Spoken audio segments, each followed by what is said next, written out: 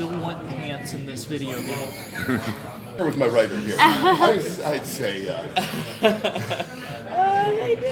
it's a preference. It's a preference. Yeah, it gets cold. Out of all the characters that you voice in the game, Yeah. and there's like a million, who is your favorite? I don't have necessarily a favorite. I know it sounds really crazy to say. And Perry White, we're going to say, is not a villain. I did play him, but he's a nice guy. So he's the one I'd like to have a beer with. But no, I've always been partial to Killer Croc and Solomon Grundy, and I'm really enjoying the King Shark.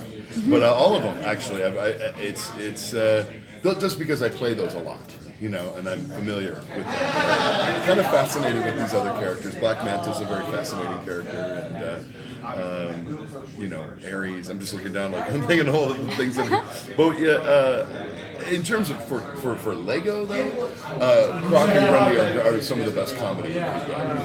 Is there a character in the game that, or excuse me, a character in the comics that you would like to voice that you've not voiced yet? I've always, although it's done perfectly, I've always wanted to try Joker. But I always think he's, but like, what are you gonna do? You know what I mean? It's like, how do I top that? You know what I mean? It's like, it's already done perfectly. Well, aside from the bass in your voice, Yeah. how else?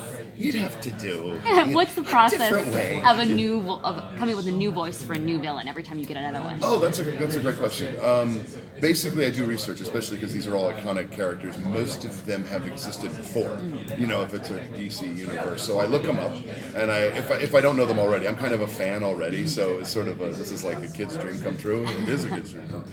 But I look them up and I try to figure out who they were before they became the known villain. Like, where did they come from? What was their tragedy that made them become this thing?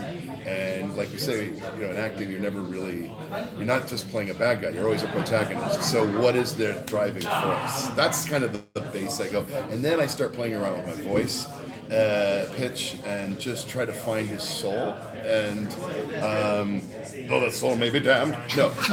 And I just play around with it. And a lot of times in these cases we'll audition for these guys, you know, for writers and directors. And then they'll sort of shape it with me. Say, can you give him he's dumber, you know, what's the intelligence level, you know, that kind of thing, or he's more intelligent, lighten him up, you know, when we shape it together, it's like a team. It's one of these really great kind of working processes because when we have the kind of scripts and the lines of dialogue, some of them we do actually genuinely look at and go, is that going to work? It's like we've got this idea of what we think it may appear as, and then actually getting into the studio and hearing the line of dialogue, you'll then hear it and go, oh yeah, that's brilliant, that's exactly what we're expecting. So kind of from a game point of view, we're looking at it, so someone like, I mean, one of my favourites is Playbase, and so when you have Playbase delivering the lines of dialogue that were originally just sort of lines on a piece of paper, and you see it come to life, you have the audio file, it's like, yeah, that's what I'm hoping for, that's the magic that I'm looking for. And I think personally, that kind of always adjusts the way that I see the characters. So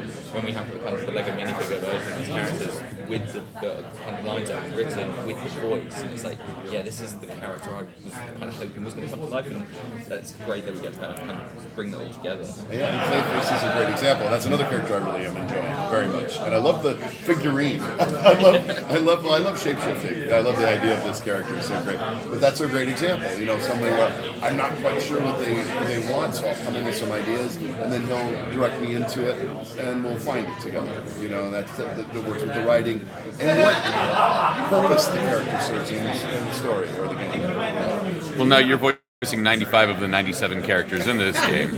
You know, how fun? It's the same voice. It's just this guy. My actual voice. How fun is it when the characters are pitted against each other that you get to argue with yourself? Love that. It's so crazy to do that. I love recording that, you know, back to back, you know, one versus the other. But yeah, it must be a nightmare for your editing. But you know, It's brilliant. Like, yeah, we love doing it. I love that. When we have kind of like these huge rosters, there's a few very talented people who can do as many voices. And then when the audio files come in, one of the genuine worries is, are they going to sound too similar? If we put two people in the scene who can play both same actor, it's never a problem. It always works really well. That's good. It always comes to life. And like I say, I've got some personal favourites and some personal favourite lines in the game and some of the levels that kind of came together, and it's just like having those characters play off each other and it still feel like both those characters. What were the characters? That's a real challenge, by the way. That's actually the fun because it makes you differentiate the two characters when you do that. When you go back and forth between the characters, what was like a part of the game that made you crack up so much that you needed like an extra 3 takes for? I'm going to say it's a Solomon Grundy. I think we did some Solomon Grundy stuff that made me laugh. What was some crazy? Oh, should we give it? Should we give it? I just, How much can we give away? yeah. Well, I'll just say Grundy. And there were some things to get through Grundy. It was really silly. Very ridiculous. Any funny stories while you're auditioning for the role? Auditioning stories. Well, no, just I don't know if it's an interesting story, but that's a big thing to know the tone of the piece you're doing. When I auditioned this, I wasn't sure. I mean, even though you know it's Lego, so you know it's going to be funny, but sometimes I don't even know if I knew it was Lego when I auditioned. I don't think I did. No, there was bits and pieces where it's like that because sometimes you want to kind of bring the character to life. I mean, if you just turn around and say, "Oh, we're doing something that's Lego," we've had it where people really age it down and think, "Okay, we're going to make it like really, really kind of junior," but we want to make sure these characters are for fans. So if you're a fan, if you're 30, 40, 50, 60, 70 years old, if you want to play as these characters, that they are genuine to those characters, but of course through the Lego lens. So some of the time you just sit there and go, "Here's a script, here's the That's right. let's see what happens." Then the Lego lens is a real important thing. I would audition and make these serious things as Solomon and Clayface and like took these serious choices. And then when I got the part, I was so thrilled. And then I read the script and was busting up. I'm going, "Oh, I did this all. Oh, okay, this is a joke." I didn't know. So that is kind of a funny audition thing that happens. Yeah. I forgot to tell you that. That was like, I didn't know. I thought you guys were going hardcore dark. All right, Thank you very much. Thank you so much. Great questions, dude.